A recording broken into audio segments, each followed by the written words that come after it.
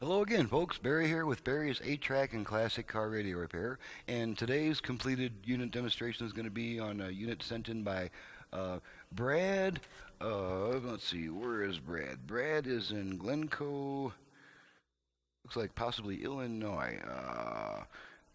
This is by Brad, and this is for a 1976 Cadillac Dorado Convertible. Sounds like a pretty luxurious car to me. And this customer has requested the Bluetooth and USB add-ons, as well as the conversion to modern electronics, replacing the original connectors with the wiring harness so that you get the most output power. And we're just going to turn her on and run it through all its pages, make sure everything works correctly before we ship it out. So let's go ahead and turn this puppy on. We'll do AM first. Why not? Let's have a little fun with AM. Yes. Will I be happier if I did? No. See? Okay, there's our strong station that we get in this area, and then we'll get another one, at least one more, down towards 1400 or so.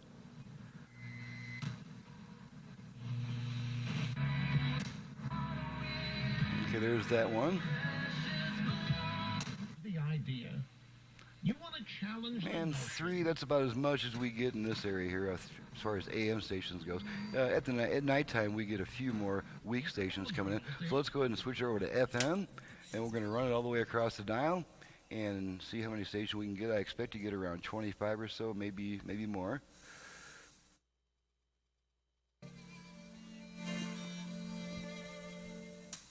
All right, after one day of shower. But you don't find quite the friendship that these.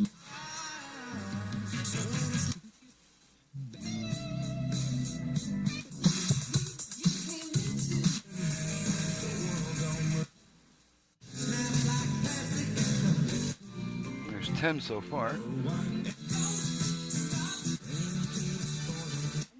Assist you with any service or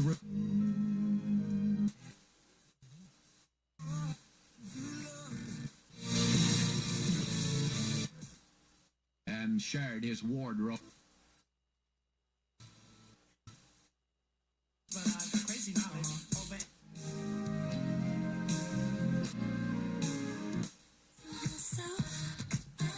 a panic. We're at about 22 or 23.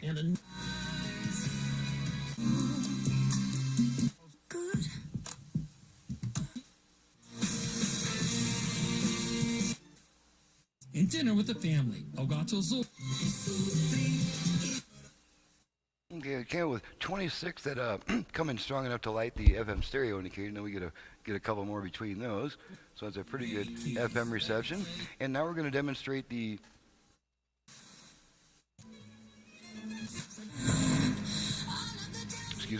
Okay, now we're going to demonstrate the virtual balance and faders.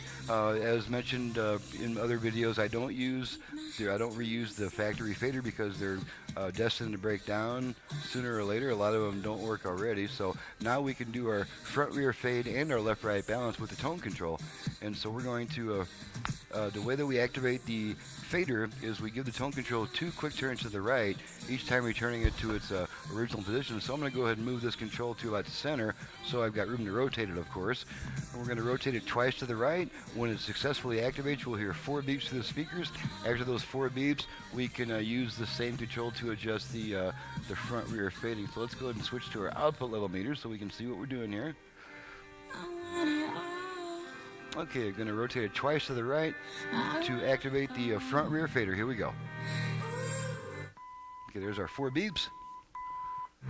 Okay, now we're adjusting front, rear, front, rear. Okay, now we're going to center, take our hand off the controls, let the function time out. There's our single beep letting us know that the function's timed out, and this is once again just the tone control. Okay, now we're going to activate the left-right balance control. Same procedure, except we rotate the tone control twice to the left. So here we go. There's our 4 beeps. And now we're adjusting the left-right balance with the tone control. And we're going to center it. 6U 102.9.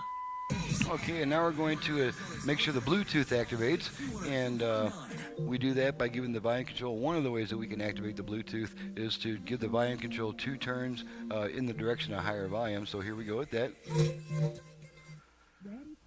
Okay, there's our female voice saying ready to pair. And so now the radio is trying to pair with a Bluetooth device. Of course, I don't have one handy at the moment, so it's not going to pair with it, which means after 90 seconds, that lady will come back on saying pairing not completed. Otherwise, it will pair with your device and start operating with it. And now the next thing to test is now that we've tested that the balance and fader controls all work and all that, we can go back to the main view of the unit if I can find it. Okay, there we are. And now we're going to test the USB stick. And I've got my radio commercial recorder on a USB stick. We're just going to plug it in and make sure it switches to the USB and plays my commercial.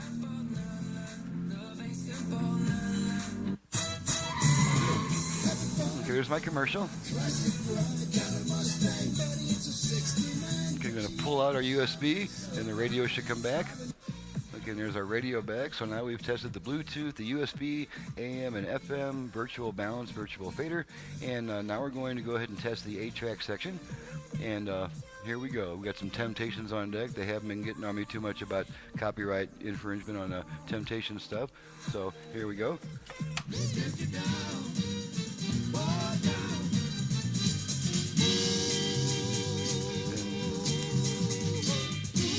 Notice that nice, bright, shimmering sound of the 8-track.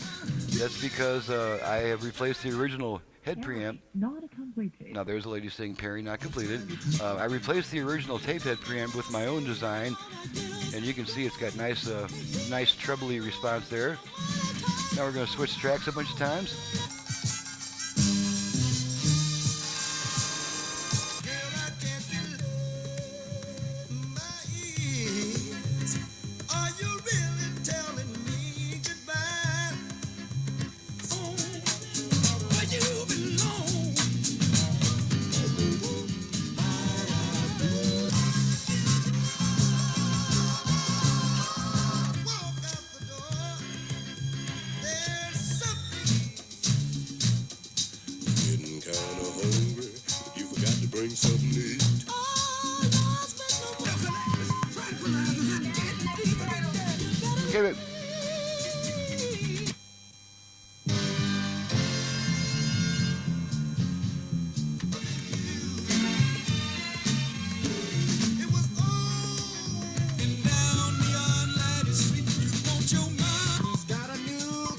Okay, now on these Cadillac units, the way to eject the tape is to pull on the volume control. So we'll pull on the volume control, tape is ejected, and there's our radio back.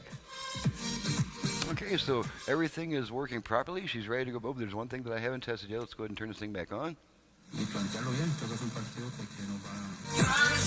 Oops, sorry about that. Okay, we've got this little, this customer has requested my master input-output box. So let me just find the camera that's going to focus on that.